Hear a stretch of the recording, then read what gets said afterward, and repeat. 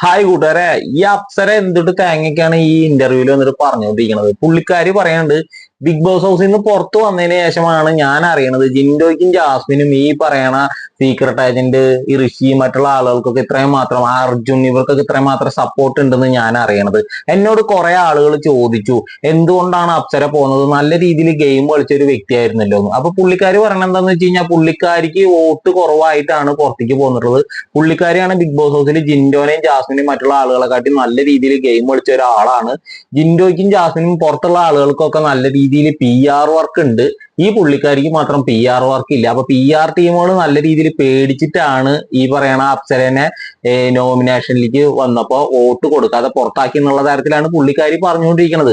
എന്ത് മണ്ടത്തരാണ് ഈ പറയണതെന്നാണ് എനിക്ക് മനസ്സിലാവാത്തത്. ഇപ്പൊ നിങ്ങൾക്കറിയാലോ, എന്റെ ഈ ചാനലില് നമ്മൾ ഫസ്റ്റ് സമയങ്ങളൊന്നും നമ്മൾ ആരെ സപ്പോർട്ട് ചെയ്തിട്ടുണ്ടായിരുന്നില്ല. ഞാൻ പറഞ്ഞിട്ടുണ്ടായിരുന്നു 10-40 ദിവസം കഴിയണം ശരിക്കും പറഞ്ഞു കഴിഞ്ഞാൽ ഒരു വ്യക്തി ആരാണെന്ന് തോന്നണമെങ്കിൽ നമുക്കൊരു അനലൈസ് ചെയ്യണമെങ്കിൽ നമുക്ക് മനസ്സിലാക്കണം, കുറച്ച് സമയം എടുക്കും. അങ്ങനെ മനസ്സിലാക്കിയിട്ട് എനിക്ക് തോന്നിയ ഒരാളാണ് ജിൻഡോ.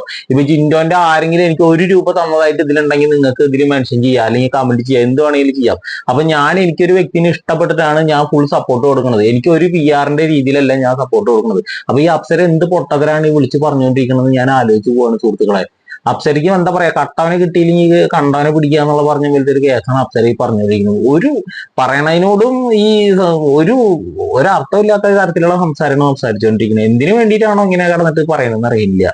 ബിഗ് ബോസ് എന്ന് പറയുന്ന ഷോ സത്യം പറഞ്ഞു കഴിഞ്ഞാൽ എന്താണെന്ന് ഈ പുള്ളിക്കാരിക്ക് അറിയില്ല. പുള്ളിക്കാരിക്ക് സത്യം പറഞ്ഞു കഴിഞ്ഞാൽ ഈ ഏഷ്യാനെറ്റ് സീരിയലിലെ സാന്ത്വനം സീരിയൽ ഉണ്ടല്ലോ, ആ സീരിയലിലെ വില്ലത്തി ആയിട്ടുള്ള വേഷം, അതായത് ജയന്തി ആയിട്ടുള്ള വേഷം, ആ ഒരു വേഷം തന്നെയാണ് നല്ല ചേർച്ച.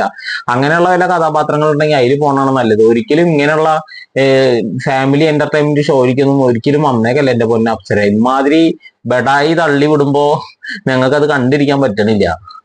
എടോ, ആദ്യം താൻ ഒരു കാര്യം മനസ്സിലാക്കണം. ബിഗ് ബോസ് എന്ന് പറയുന്ന ഷോ അല്ല, ഏതൊരു ഷോ ആയാലും അവിടെ ജെന്യൂൻ ആയിട്ട് നിന്നിട്ടുണ്ടെങ്കിൽ പ്രേക്ഷകർ സപ്പോർട്ട് ചെയ്യും. അവിടെ ഒരു PR-നും ഒരു സ്ഥാനവും ഇല്ല. ഈ പറയണ റോബിനായാലും ഈ പറയണ ബ്ലസ്ലി ആയാലും ഈ പറയണ സാബുമോനായാലും മണിക്കുട്ടനായാലും ഇവർക്കൊക്കെ വലിയ രീതിയിൽ PR ആയിട്ടാണോ? ഈ റോബിന് ആരാണെന്ന് കൂടി ആർക്കും അറിയില്ലായിരുന്നു. പക്ഷെ റോബിൻ അതിന്റെ ഉള്ളിൽ നിന്നു, ജനങ്ങൾക്ക് ഇഷ്ടമായി, പുള്ളിക്കാരൻ്റെതായ മൈൻഡ് ഗെയിം കളിച്ചു, ഇമോഷണൽ വെച്ചിട്ടുള്ള കുറെ കളികൾ പുള്ളിക്കാരൻ കളിച്ചു, അമ്മമാരെ ആളുകളൊക്കെ അതിൽ വീണു. അത് ആളുടെ ഗെയിമാണ്, ആളവിടെ ജയിച്ചു. പുറത്തിറങ്ങിയപ്പോ എത്രയോ സപ്പോർട്ട് ഉണ്ടായിരുന്നു. പിന്നെ താങ്കൾ ഒരു ഡയലോഗ് അടിച്ചു, എനിക്ക് എന്താ പറയാ, ഈ PR-കളെ കുറിച്ച് ഒന്നും അറിയത്തേ ഇല്ലാന്ന്. അയ്യോ, പച്ചവെള്ളം കുടിച്ചു കഴിഞ്ഞാ എന്താ കണ്ണടച്ചിട്ട് വിശ്വസിക്കാന്ന് പറയണ പോലെ ഞങ്ങൾ അങ്ങോട്ട് വിശ്വസിച്ചു. എന്റെ പൊന്ന് ചേച്ചി, എമ്മാതിരി തള്ളും നോണയെന്ന് ഇങ്ങനെ പറയില്ലേ.